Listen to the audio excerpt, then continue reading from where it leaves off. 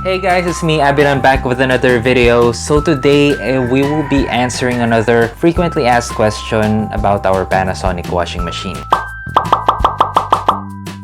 By the way, if you haven't already, please subscribe to our channel and also hit the bell notification para updated ka sa ating mga future uploads.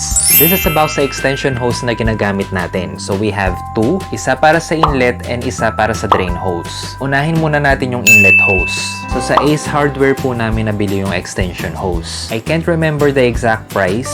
Depende siya actually kung gaano kahaba yung bibilihin nyo. If I'm not mistaken, I think around 50 pesos per meter siya. Hose pa lang yun, wala pa yung mga connectors and adaptors. On our case, actually, ang ginawa ko lang is pumunta ako ng Ace Hardware and pinakita ko yung picture ng water supply hose namin. Tapos, sinabihan ko lang yung isang salesman doon na kailangan namin ng extension hose. Siya na yung kusang kumuha ng mga kakailanganin. Yung mga adaptor, tapos maganda yung sinuggest niyang hose. Kasi flexible siya at hindi nagkikink.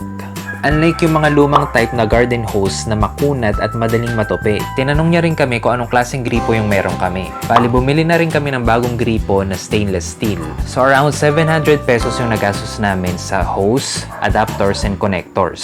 Disclaimer lang, hindi ko po alam kung anong specific na tawag sa mga parts na to. So please bear with me. First is, ito yung connector para sa main hose. This is 80 pesos. Now open and lock siya ng ganyan.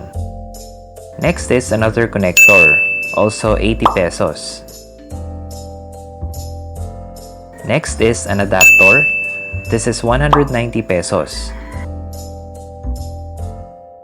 Now open and lock din siya. Next is yung hose natin, which if I remember correctly is around 50 pesos per meter. 4 meters itong binili namin, so around 200 pesos siya. High quality siya, very flexible siya, hindi prone sa pagkink or pagkatupi unlike yung mga makunat na style, which kailangan natin kapag gumagamit ng automatic washing machine para hindi ma-interrupt yung water supply and tuloy-tuloy lang siya sa paglalaba. Next is tulad nung kanina, same connector lang, so 2 piraso ang meron tayo nito. And last is itong connector sa faucet. This is 35 pesos. Meron siyang rubber sa loob para hindi mag-leak ang tubig. For demonstration purposes, parang ganito ang magiging itsura niya pag kinabit sa faucet. Bali, ganito lang siya i-assemble. Umpisahan natin sa hose. Ikabit natin yung isang adaptor. Natatanggal yung lower portion nitong adaptor. Ganyan yung itsura niya sa loob. Una natin ipasok itong lower portion sa hose. Next, yung kadugtong niya. Tapos, screw lang natin siya para hindi matanggal. There. So same din lang ang pagkabit sa isa pang adaptor sa kabilang dulo naman ng hose.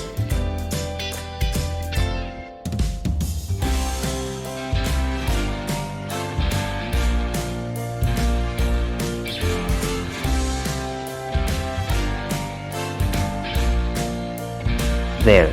Next is ikabit na natin itong connector na to. Hilain lang natin ng ganyan para mag-open. Saka natin ipasok and then release para mag-lock. Ayan. Sunod naman is itong connector para dun sa main hose ng washing machine. Hilain din lang natin to open, then ipasok, and then release para mag-lock. So ganito siya. Ito ngayon yung idudugtong natin sa main hose ng machine.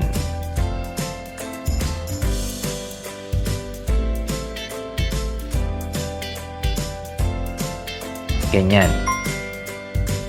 Yung kabilang dulo naman ang i-connect natin sa faucet. Hilain lang din para mag-open, ipasok, then release para mag-lock. There, tapos na. Next is our extension drain hose. Maiksi lang kasi yung drain hose niya, kaya may nabuti na naming bumili ng extension hose. Sa Wilcon Depot kami nakabili and maganda yung quality niya. Meron siyang kasamang stainless steel na clamp or ring para pwede mo higpitan or i-lock ang pagkakakonect. I forgot exactly how much yung price niya. Pero if I'm not mistaken, around 200 pesos lang siya. So ito yung mga kakailanganin natin. Screwdriver,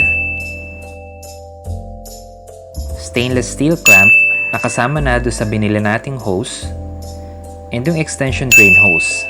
Mahaba siya, siguro nasa around 2 meters siya. And for the purpose of this demo, nandito din yung mismong drain hose ng washing machine natin. Okay, so kukuha tayo ng used or gamit na gloves. Ibuhol lang natin sa may bandang bibig ng main drain hose.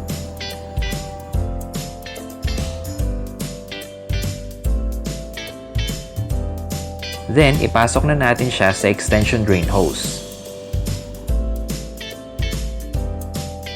Make sure to tuck in any loose ends ng rubber gloves para walang water na magli-leak at the same time magiging makapit at hindi madaling matanggal itong extension hose. Next is, ikabit na natin itong clamp. Yan, as you can see, kahit wala pang clamp, matibay na siya. Pero kailangan pa din nating i-lock to para siguradong hindi matatanggal. Gamit ang screwdriver, higpitan lang siya para mag-lock. Tansyahin na lang natin, huwag masyadong mahigpit kasi plastic lang itong hose at baka masira.